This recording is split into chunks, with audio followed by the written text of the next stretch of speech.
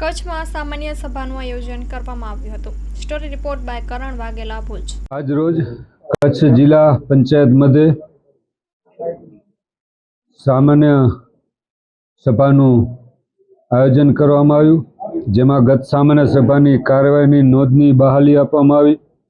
અગાઉની સામાન્ય સભામાં લીધેલા નિર્ણયો પર લીધેલા પગલાંનો અહેવાલ રજૂ કરવામાં આવ્યો। જિલ્લા પંચાયત કચ્છનું 2024-25નું સુધારેલ અંદાજપત્ર તથા વર્ષ 2025-26ના અંદાજપત્રને મંજૂર કરવામાં આવ્યું।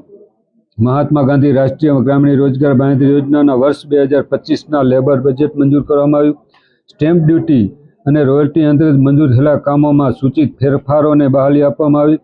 15મા નાણાં પંચ અંતર્ગત 2025-26ની જિલ્લા પંચાયત વિકાસ યોજનાના કામોને બહાલી આપવામાં આવ્યું અને આજ રોજ જિલ્લા પંચાયતમાં કચ્છ જિલ્લાને એ શિક્ષણ ક્ષેત્રે હોય, આરોગ્ય ક્ષેત્રે અને કચ્છના વિકાસ માટે ટોટલ 662 કરોડ 50 લાખ અને 20,000નું બજેટ આપણે અંદાજિત સિલકનું બજેટ રજૂ કરવામાં આવ્યું। ત્યાર પછી પણ કચ્છનો વિકાસ સતત અવિરત ગામડાઓનો અને છેવાડાના માનવી સુધી કેમ વિકાસ થાય એ આ બધી જ જોગવાઈઓ બજેટમાં આરોગ્યલક્ષી હોય, શિક્ષણલક્ષી હોય, રોડ રસ્તાલક્ષી હોય એવી અનેક જોગવાઈઓ આ બજેટમાં કરવામાં આવી છે।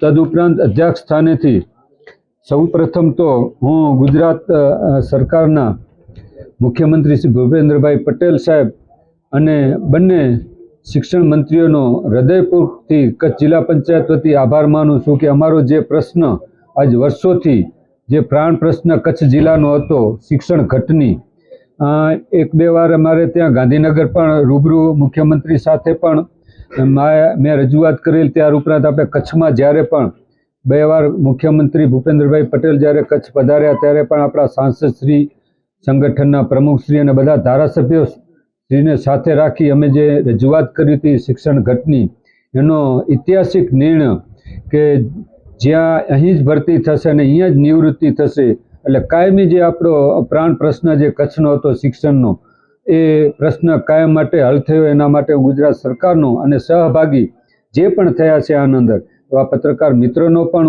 હું અહીંથી આભાર માનું છું। સર, ખાસ કરીને એક ચૂંટણીના પણ આપણે આજે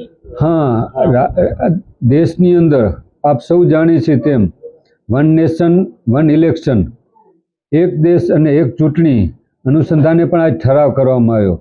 જેમાં આપ સૌ જાણો છો એવી રીતે વારંવાર થતા ખર્ચને આપણે અટકાવી શકશું, સમયનો બચત થઈ શકશે, કર્મચારીઓ અને અધિકારીઓને પણ વારંવાર ચૂંટણી પંચની કાર્ય કરવામાં જે તકલીફ પડતી હતી, વિકાસના કાર્યોમાં પણ વારંવાર તકલીફ થતી હતી, આ વન નેશન વન ઇલેક્શનના કારણે આ બધા જ પ્રશ્નનો હલ થશે અને જરૂર એ સૂચન આપણે કરવું જોઈએ અને કેન્દ્ર સરકારે વિચારીને આ નિર્ણય લેવો જ જોઈએ। ખાસ કરીને આજે લેબરનું પણ બજેટ રજૂ કરવામાં આવ્યું। લેબર માટે પણ અહીંયા જે પણ જોગવાઈ છે બજેટની અંદર વિવિધ લેબરો માટે જોગવાઈ છે, છેવાડાના માનવી માટે જોગવાઈ છે, આરોગ્ય, શિક્ષણ જે પણ જિલ્લા પંચાયત હસ્તક આવતા હોય એ બધી જ આના અંદર જોગવાઈ કરી છે અને એને બધાને પ્રાધાન્ય આપી અને વધુને વધુ કચ્છનો કેવી રીતે વિકાસ થઈ શકે, છેવાડાના માનવ સુધી આપણે કેવી રીતે પહોંચી શકીએ એને પ્રાધાન્ય આપવામાં આવ્યું। આપણે નવા ક્વાર્ટર્સ બાંધી રહ્યા છે, કેટલા કરોડનો ખર્ચ નહીં, અંદાજિત ખર્ચ હજી તો એસ્ટિમેટ થાય પછી જ ખ્યાલ પડશે, પણ અત્યારે આ બધા ક્વાર્ટરો જે જર્જરિત હાલતમાં છે, પ્રમુખશ્રીના ક્વાર્ટર પર જર્જરિત હાલતમાં છે, જિલ્લા વિકાસ અધિકારીનું પણ જર્જરિત હાલતમાં છે અને 1, 2, 3, 4 વર્ગના કર્મચારીનું પણ આપણે પ્રાધાન્ય આપ્યું છે અને સરકારશ્રીમાં રજૂઆત કરશું ત્યાર પછી એની જે દરખાસ્ત થશે એ પ્રમાણે બજેટ સરકારશ્રી આપે એનું આપણે જિલ્લા પંચાયતે સ્વભંડોળમાંથી પછી એનો ખર્ચો કરવામાં આવશે, મેન્ટેન કરશે।